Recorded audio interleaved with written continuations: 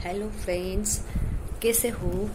आज मैं आपको माँ लीरबाई माँ का रथ जो मोचा हनुमान पहुंचा है, जो कि वो मेरा गांव है, उसके बारे में मैं बताने वाली हूँ।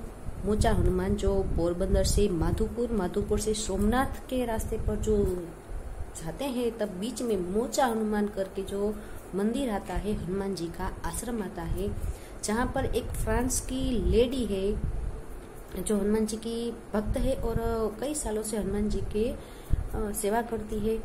आज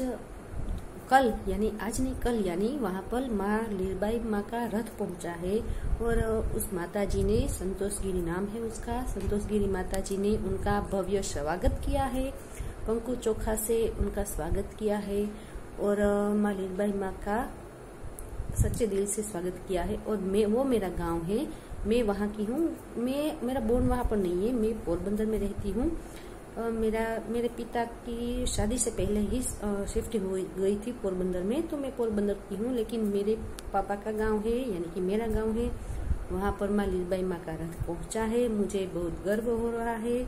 मेरे पूरे गाँव वाले वहाँ पर भक्ति भाव से इकट्ठा हो गए थे, माँ का स्वागत किया है सबने। मैं आपको बताना ये चाहती हूँ कि वहाँ पर जो लेडी है, जिसे माता जी बोलते हैं और सबकी सेवा करते हैं, दवा देते हैं, उस मोचा हनुमान के आश्रम में वो रहती है और सबकी सेवा करती है, सबको अच्छा ज्ञान देती है। वो लेडी जो है वो कहाँ से आई, वो मैं आपको थोड़ा बहुत बताना चाहती हूँ। ज़्यादा तो मुझे जानकारी नहीं है, लेकिन थोड़ी है वो मैं बताऊंगी।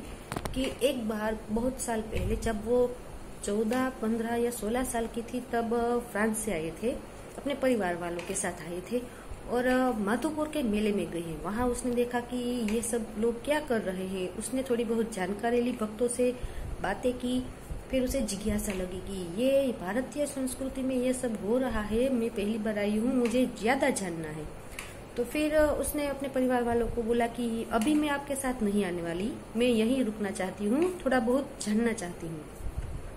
फिर उन्होंने मोचा हनुमान आया, वहाँ सबको मिले और वहाँ पर एक गुरुजी थे, उनका नाम मुझे अभी याद नहीं है।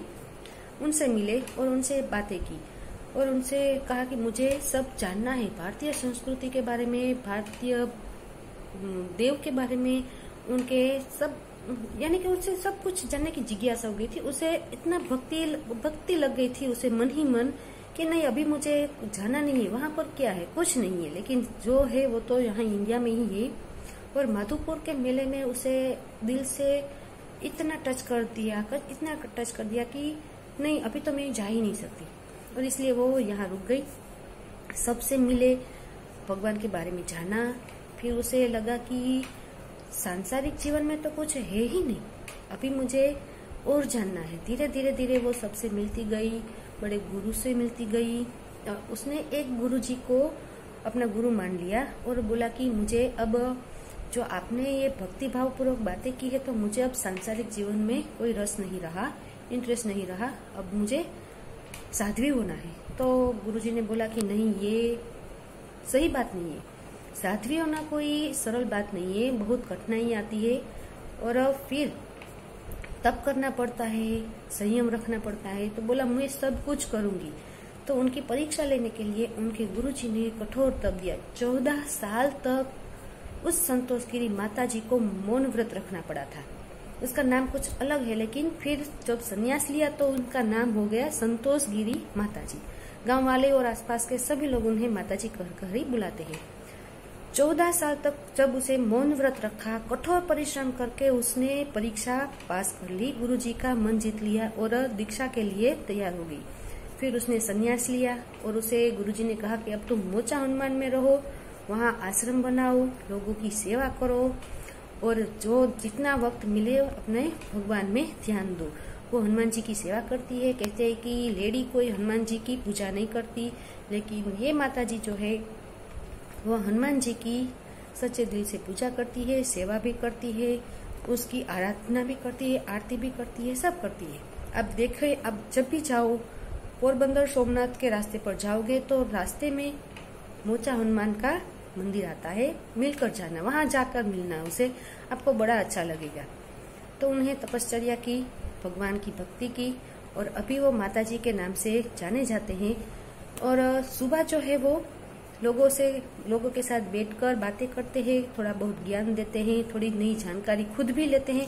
ऐसा नहीं है कि मैं साध्वी हो गई हूँ और मुझे सब ज्ञान मिल गया है, मैं तो ज्ञानी हूँ, ऐसा नहीं। आप चाहो उनसे मिलो एक बार, बड़ा अच्छा लगेगा। वो उनसे भी नई जानकारी मिलती है और उससे भी हमसे नई जानकारी मिलती है। अभी उनका जो परिवार है फ्रांस से, वो थोड़ी बहुत मदद भी करते हैं, गांव वाले भी करते हैं, उनके कोई थोड़े बहुत अनुयायी है वो भी वो सेवा करते हैं। बड़ा अच्छा आश्रम बनाया है उसने, एकदम शांतिपूर्ण है। वहाँ हर दिन आए भक्त साध्वी जो आते हैं, साधु संत आते हैं, रुकते हैं, कुछ देर रुकते हैं, भक्ति करते हैं, फिर अपना मंजिल लेकर चले जाते हैं।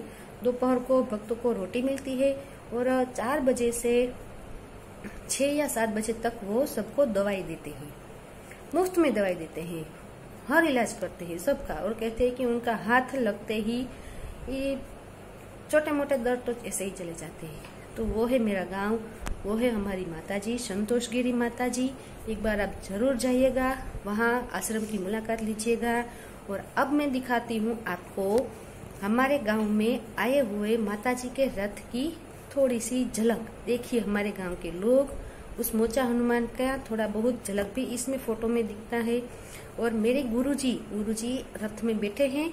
जो माता जी, संतोषगिरी माता जी की मैं बात कर रही हूँ, वो भी रथ में बैठे हुए हैं। आप उसके भी दर्शन कर लीजिएगा, लेकिन एक बार रूबरू जरूर जाइएगा। देखिए